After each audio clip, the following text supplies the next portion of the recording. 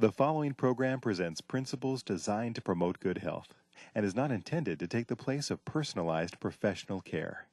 The opinions and ideas expressed are those of the speaker. Viewers are encouraged to draw their own conclusions about the information presented.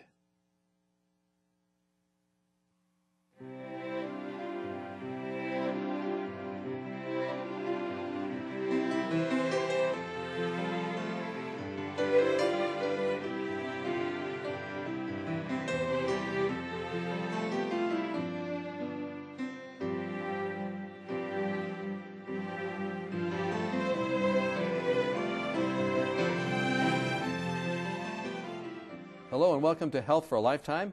I'm your host, Don McIntosh, and today we're going to talk about stress.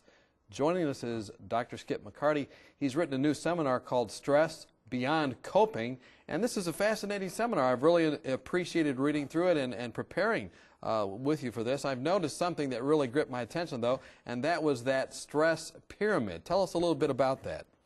Well, Don, I wanted to show the 7 keys to managing stress in a hierarchical formation based on the research that I've done. And so I developed a stress pyramid, and it starts at the bottom with eating healthy, which is very important for health, very important, but it's not more important than exercise for stress management purposes. And exercise isn't more important than time management and organization, which isn't more important than relaxation and so forth, right on up. Loving relationships, a healthy viewpoint, a healthy attitude, positive attitude toward life. And finally, the spiritual integration at the very top of the pyramid that affects everything else in our lives. I put it at the very top. And this is on the basis of? It's on the basis of not only just my own experience, but on the basis of research.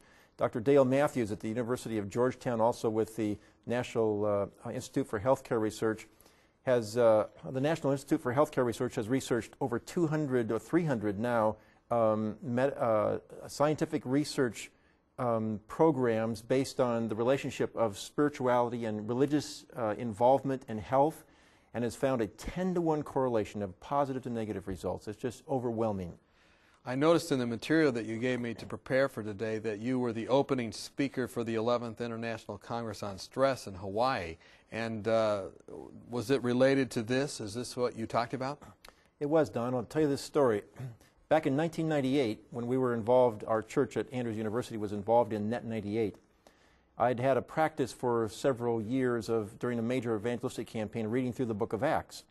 Well, I'd done all this research. The seminar was just about to be published, and I was going through the book of Acts this time, and I was noticing things related to stress I had never seen before. And I wondered, could the whole Bible have this much in it about stress? So I started with Genesis 1:1. About a year and a half into that project, I got our annual newsletter. I'm a fellow of the American Institute of Stress. Okay. And I received our monthly newsletter, and it was calling for papers for the next International Congress on Stress to be held in Hawaii in December of this last year, 2000. And I had never read anything on the Bible and stress. And so I called them and found out if it was possible to submit an abstract, and they said yes, so I did, and on the Bible as a resource instrument for stress, and they accepted it. And finally, as we got closer to the time, found out that I was the opening speaker for that Congress on the Bible as a resource for stress management. Amazing. So did you get stressed out about that invitation? You know, I had so much wonderful help in putting that together and so much prayer behind me that I went into that thing so confident. You know, when we got there, it was just a lavish hotel, and we got we're going down to the opening banquet for that on Sunday evening. And we got in the elevator. The first people we met at this hotel in Hawaii, got in the elevator. On our way down the elevator, these people, we were exchanging names and why we were there. And I said, we're here with this Stress Congress. They said, we are too. And they said, what's your name? And I told them my name. And they told me, they said, Skip McCarty. They said, you're doing that presentation on the Bible as an instrument for stress management, or a resource for stress management. And I said, yes. He said, he teaches at a college. He teaches stress management at a college, and he said, we came for that very presentation. Wow. It happened to be the most attended session in the entire Congress. Amazing. What a blessing that is. It was incredible. So what does the Bible have to say about stress? Well, it's got a lot to say about it, and I've got several points. First of all, starting out, the Bible is, in the Bible, the word that's used for salvation is the same word that's used often for healing. and that's sozo, the Greek term sozo. In fact, sometimes, Don, in the very same verse, when it's referring to healing and salvation, and that same word is used, and it's used interchangeably. In other words, translators have to make a determination as to how it should be used. Whether heal or save. Whether heal or save. For instance, in James, when he says, call for the elders of the church, and they'll anoint you with oil, and the prayer of faith will save the sick. Some translations have save, other translations have heals, the word sozo. So there's a direct correlation in the Bible between spirituality and health. So stress management really, or dealing with stress, is a healing type thing. But is there really a stress management program in the Bible per se, would you say? You know, it was a surprise to me to find that the first stress management program given in the Bible was the only part of the Bible written by God himself. I'd gone through the Ten Commandments. First, I just started with Genesis 1:1, went all the way through Genesis, found some tremendous material. Was going through going through Exodus and went through the Ten Commandments and caught several things in the Ten Commandments. But then it just dawned on me one day: every one of the Ten Commandments is somehow calculated to prevent us from having too much stress or the wrong kind of stress and so forth. The Ten Commandments, and the one that is so beautiful is the Sabbath. The Sabbath gives us a pressure relief valve par excellence. It says when Friday night comes at sundown, you just turn everything off, and you can rejoice in the Lord. You can enjoy your family. You can remember what life's all about. Why are we working 6 days? What's the point of working those 6 days? The Sabbath is a gift of God in time for us to kind of rejuvenate. Built-in stress release. Perfectly. So all of these Ten Commandments then have to do with relationships, either with God or man, and they are meant to make sure we don't have stress in those. Too much stress. Too much. Overload stress, and the wrong kind of stress, the damaging stress, the distress. Okay, so if you break the commandments, then that would be sin. The Bible would call that probably. Isn't sin itself stressful? In fact, let me just begin this list here. The Ten Commandments is the first program for stress management in the Bible, and the second is this very issue of sin and forgiveness. There's many places in the Bible where sin and forgiveness are related to stress and healing. And in Psalm 32, David prays, "When I kept silence, my bones wasted away. My strength was sapped." Talking about distress and physical illness and distress. Isn't that when he was involved with someone he shouldn't have been involved with, someone else's wife? That's right. And he didn't want anybody to know about it? And then in the very next breath, he says, "Then I acknowledged my sin to you and did not cover up my iniquity." In other words, he confessed his sin. And I will confess my transgression to the Lord, and you forgave the guilt of my sin. There's the pressure relief valve again. Forgiveness is the acknowledging our sin, getting out in the open, and then letting God just take that away through forgiveness. Is this why some of these criminals and thieves, I mean, they've never been caught, but they come forward and they say, "I did it," and they're releasing their stress, do you suppose? Undoubtedly. Yep, it's a huge pressure relief valve for them. So the Ten Commandments and then sin and forgiveness. So the Bible doesn't want us to have any stress then. Would you agree with that? It was interesting, after I got months into the study, it just began to dawn on me that the Bible really doesn't set as a goal of life to get relief from stress. There's two kinds of material in the Bible. One kind of material is like the Ten Commandments. It protects us from stress that has no transcendent meaning, no transcendent purpose, no higher purpose to it. Harmful stress. Harmful stress, the distress, just purposeless stress, I call it. There's another whole set of information in the Bible that, in fact, calls us to live a life of purposeful stress.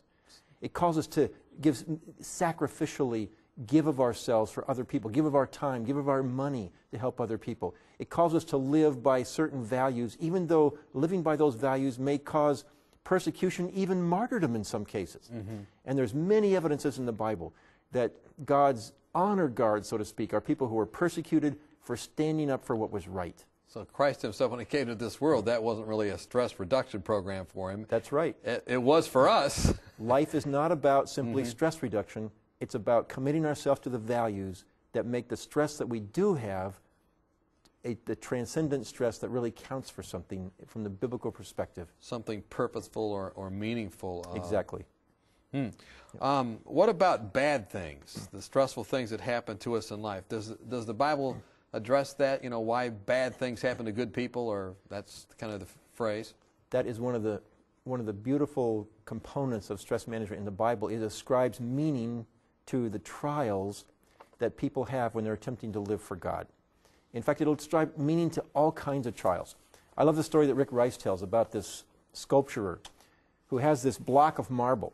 He tells it in his book, Why Bad Things Happen to God's People. He has this block of marble, and he's chiseling away everything that doesn't fit this masterpiece in his mind. And this beautiful sculpture. And when he gets into it, he finds a major flaw in the marble. And at that point, he kind of draws back, thinks about it for a couple of days, comes back to work on it. And when he gets done, he has a beautiful work of art, and it actually appears as though that flaw in the marble was designed into it originally. God can take even big mistakes that we've made in our lives, and He can change things. He can craft a mission for us, a purpose out of that actually makes it look like that it was beneficial, even though it may have been a foolish mistake we made. And we have so much evidence in the Bible of trials having meaning. Like, give me an example. Well, one of the greatest is in the story in the book of Genesis. The book of Genesis covers 2,500 years of history, and yet 1/4 of that book, 1/4 to 1/3 of that book, is committed to one man.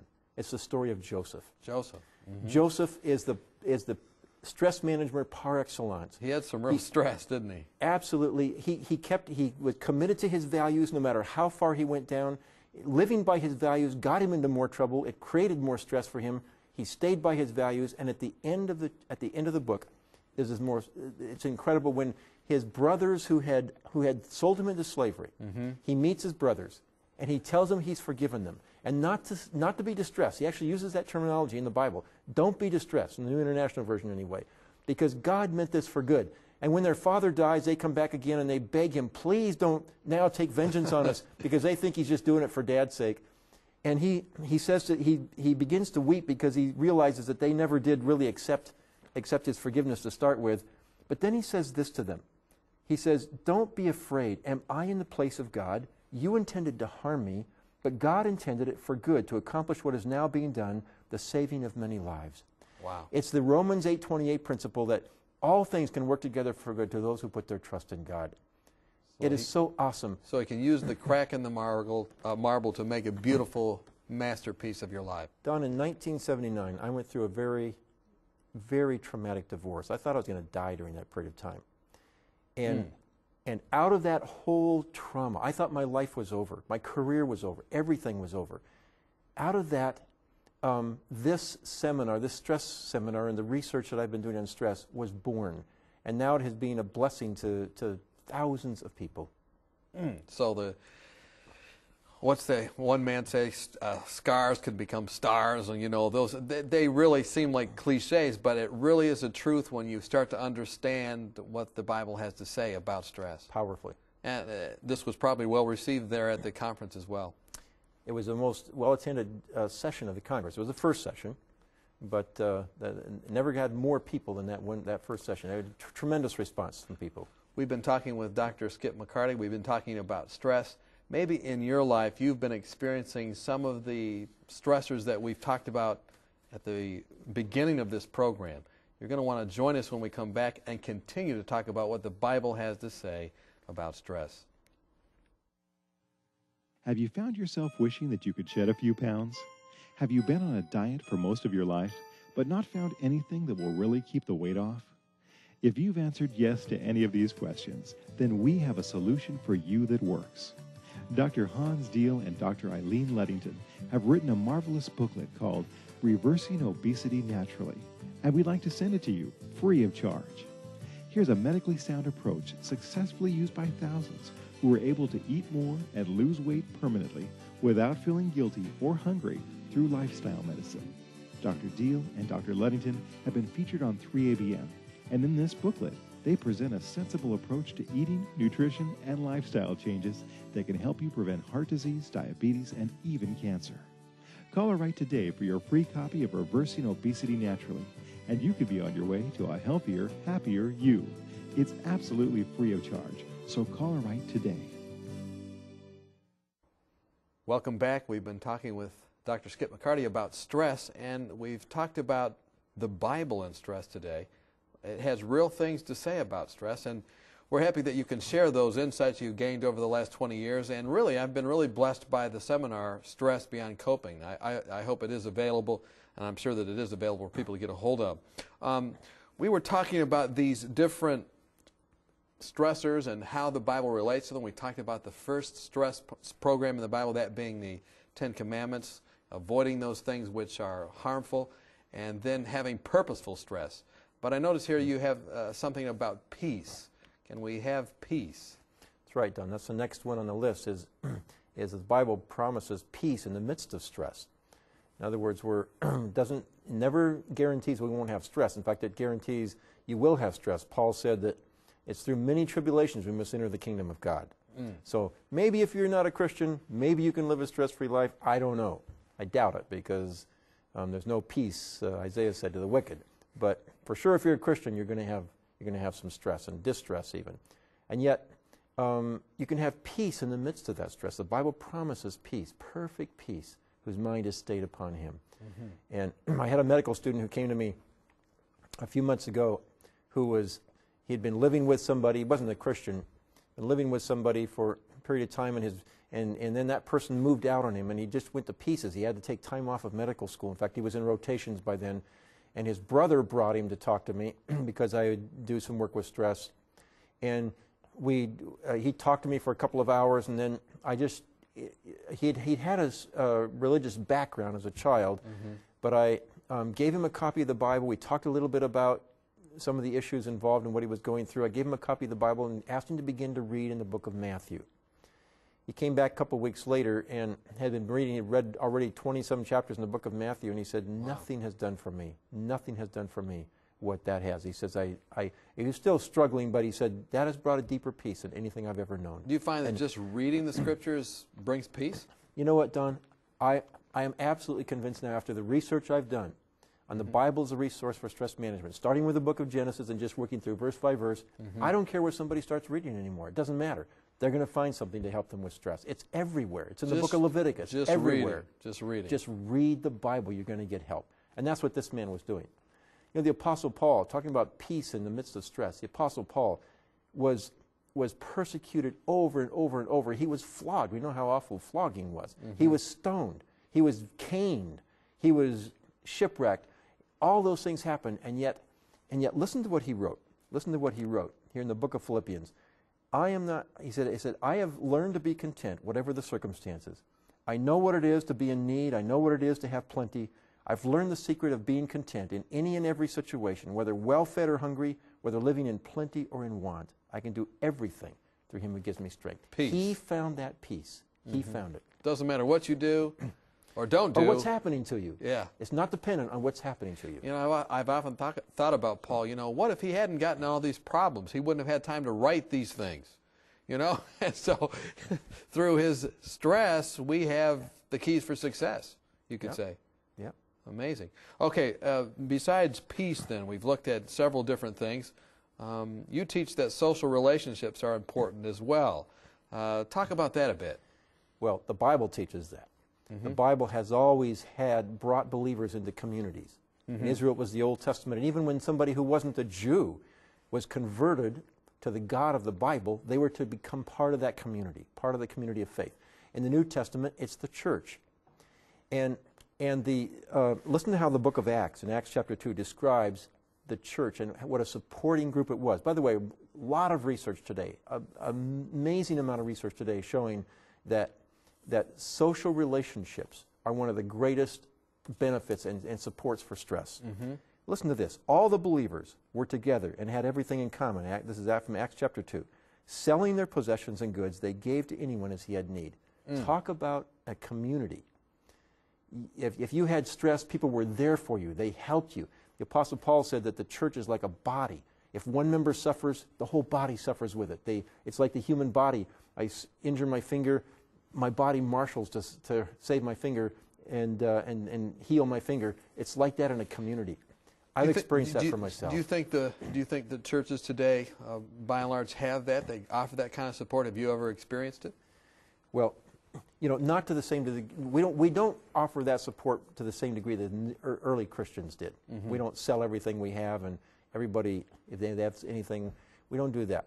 But let me tell you a story. When I was going through, after I was remarried by this time, and my wife and I, we blended 6 children. They did better than we did. We were having real struggles there for a while. And I remember one Sabbath, I was sitting out in my car.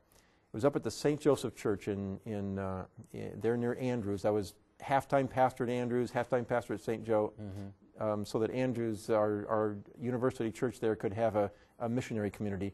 I was sitting out in my car there at St. Joseph, trying to figure out which of these 2 sermons I had I'd preached before was least inappropriate to be preaching that day. I had had such a stressful week. It was such a difficult week. I'd never had anything quite like that. And I went into the pulpit that day still not knowing, when I got up to speak, which sermon I was going to take. And I actually heard myself describing a little bit about the week I had, how difficult it was. And I really did not have something. I wasn't going to fool them into thinking I really had something for them today. And I would just pray for them, and I sat down. And no sermon, no word from God or anything. And the head deacon stood up, and he said, "Folks, I think we ought to pray for our pastor." And that church formed a circle all the way around that church. They took my family. We all held hands all the way around the outskirts of the church. They prayed for us. And then everybody went to the potluck. We went to the potluck. They never mentioned that. That pastored that church for several years after that. They never mentioned that incident again. They were such a healing force. I found all the way through the most difficult times of my life, the church has been a tremendous resource for healing and help. I can almost imagine the conversation on the way home, or maybe the lack of conversation, but just the healing that went on. Tremendous. Powerful. So, social relationships, having peace. You also believe that worship is a key component, and that, of course, takes place, at least in some sense, in a church setting. Worship. This was one of the surprises to me in my research in the Bible and stress management. I got a large way through the Bible before I realized the power of worship. I was reading through the Psalms. Worship was a tremendous stress reliever for the believers in the times of the Bible. It's like alcohol is an escape for people, and drugs can be an escape for people to get them out of their problems for a little while. Then they got to come back to them again. But in worship, and many of the Psalms, by the way, they start with distress. People are complaining, and they're in great distress. You can tell that when you begin to read the Psalms. But what happened in worship was they were lifting their distress up before God. They were reminded they were in the presence of the God, the creator of the universe, and they seemed drawn up into his presence. And suddenly they were in the presence of one who made the universe, and their problems in his presence seemed so insignificant. When they came out of that experience of worship again, and then often in those Psalms, they break into praise. Before the Psalm's over, they break into praise, and they come back again, rather than coming back like off a hangover or something, like if you had an escape with alcohol. Worship is, in a sense, an escape from deep, deep trouble and distress, but then you come back empowered. You come back assured that God is on the throne, and he can take care of these things. Another thing about worship is that the Bible portrays God as one who suffers with us. Jesus himself, when he came here, suffered to the ultimate for us. And in Psalm 53, I'll never forget, when I went to Psalm 53, I was clipping through like 1 or 2 chapters a day in my research, and when I got to Psalm 53, it just stopped me in my tracks, because here was this suffering God, this suffering servant that just towered. And you realize that... You mean Isaiah 53? Isaiah 53, excuse me. Okay. Isaiah 53. And here is a suffering servant just towering up above. We realize that we have not suffered as much as our God. Our God understands us. He suffered with us. He has all the resources to help us through whatever we're going through. So worship then, transcendent worship that just draws you above. Exactly. Yeah, what a responsibility for those leading worship as well. But and of course the Lord wants to do that. What about the Bible's teaching about the soon return of Jesus? That is an awesome stress reliever. In fact, looking forward to something at the end of something will help you go through a very distressful period of time. When we were backpacking with my kids, and they had a hard time along the trail. I would describe the meal we're going to have, the marshmallow roast we're going to have at the end of the trail, the pudding cups and the things we're going to be eating at the end of the day when we had our tent pitched and we were around the campfire. And that just helped us. It gave us the extra energy we needed to go on. In the Bible, looking forward to the second coming of Jesus Christ has been the great hope. It's called the blessed hope in the Bible, and it is for the believer. It just gives them strength and motivation to go on and to go into the future. We have about 2.5 minutes, 3 minutes left. What would you say if you had just to give a single text from the Bible? What text would it be that would help us with stress management? Don, there is one. It's Isaiah 26:3. Okay. It is so awesome. Thou wilt keep him in perfect peace, whose mind is stayed upon thee, because he trusts in thee. Wow, that's a beautiful promise. Oh, I'll tell you what, when you focus on that, and focusing on God and just resting in God, realizing He's the great creator, He's the one who suffered more than we have, He's our great resource, it is just absolutely powerful. And one other I would add to that, it's one that, it comes from both Old Testament and New Testament. It occurs in the Old Testament, it's quoted again in the New Testament in Peter, cast all your anxiety, in the New International Version, cast all your anxiety on Him because He cares for you. Wow. And let me tell you a story. Beautiful. I was at church, going up to my office through the long sanctuary at the Pioneer Memorial Church one day, and I was busy, I was tense, I had so many things on my agenda, I didn't know how I was going to get through it all. I was a little short with people as I was going through the office, picking up my mail. And I'm sure no one watching has ever had that kind of a day. So it was quite a day. I walked into the sanctuary, and as I walked in, I heard this beautiful, beautiful child's voice. It was Olivia Knott, the daughter of Esther Knott, who was up in the balcony underneath the stained glass window of Christ carrying a little lamb with the parent sheep looking up at Christ carrying this lamb so gently. And Olivia Knott was singing this song, I cast all my care upon you. Wow. I lay all of my burdens down at your feet. She was singing it. It just was so pure and just out of the powerful. blue, she was up there She by was up there herself. singing it. I walked right into that. And suddenly, my stress just totally drained out of me. Just instantly drained out of me. And I just felt at peace. By the time I got to the back of that sanctuary, I was at peace. I was ready for the day. It just brought everything back into perspective. God is so powerful, and the Bible is such a rich resource for managing stress. Indeed it is. Boy, thank you so much for sharing with us. These have been very helpful to me personally. And I know that you that have been watching, I hope that you have found some real keys when we look at God's Word for surviving, and really like your seminar is entitled, Moving Beyond Just Coping with Stress, Thriving as a result of these concepts. We hope that as a result of today's program, you have health that lasts for a lifetime.